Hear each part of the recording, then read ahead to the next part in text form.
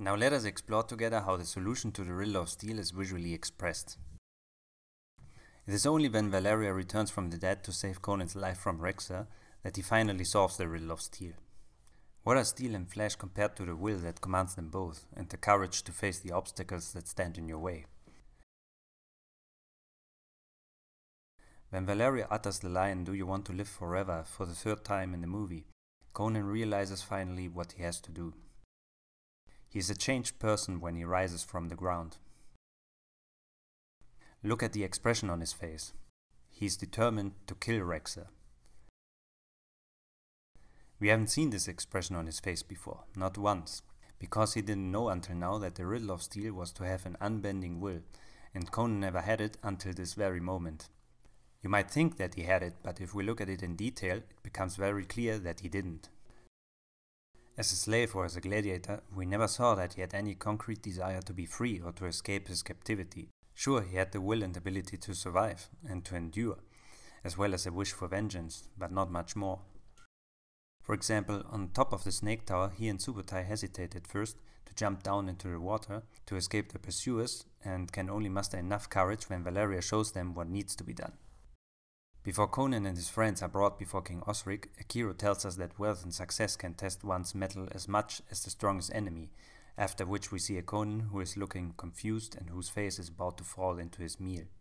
He seems to have forgotten about avenging his parents and to have lost all discipline and will. His prayer to Crom is an expression of doubt towards the battle that awaits him and Subotai, because if he was serious and determined, he would never call on his god. Only at the end of his prayer does he show some sort of willpower and courage by telling him to go to hell if he doesn't help him. And it is also very telling that he doesn't defeat Thorgrim in a fight, but with the help of a trap. The scene in which Conan challenges Thorgrim and Rexxar during the trio's infiltration of the Mountain of Power is similar to the final scene at the Battle of the Mounts. In fact, the whole fight against Rexxar at the Battle of the Mounts is almost a copy of it.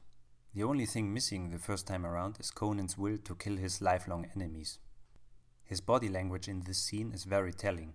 He probably trusts in Doom's words that only the strength of the flesh matters, and since he had been undefeated as a gladiator, this has probably made him think that his fighting abilities would be enough to succeed, but that is not the case. Look at his body language here. His eyes have nothing of the iron determination of the scene in which he challenges Rexxar alone. He extends his left arm as if he is trying to keep them at a safe distance. His stance here is also similar to that of the final battle with Rexxar, but his body language here is completely different. When the fight against the two begins, notice how Conan is unable to dominate the situation. All his moves are very defensive and he is being pushed around much. The same happens when Rexxar attacks him at the mounts. Conan is defensive, gets pushed around, falls on the ground, surprises Rexxar with a roll on the ground, and is saved by an unforeseen event. One being the crashing snake pillar, and the other Valeria's spirit. But whereas he used the falling pillar to escape, he now uses his newfound willpower to face his demons, and he will not take the short road to do it. He doesn't exploit Rexxar's momentary blindness to kill him, but waits for him to regain his sight and to accept his challenge. Because Conan is confident now that he will prevail, or rather he wants to prevail. The ensuing fight between Rexxar and Conan is just brilliant. Not only is it Conan fighting and defeating his enemies, but at the same time it is a visual metaphor for all the stages of the Riddle of Steel.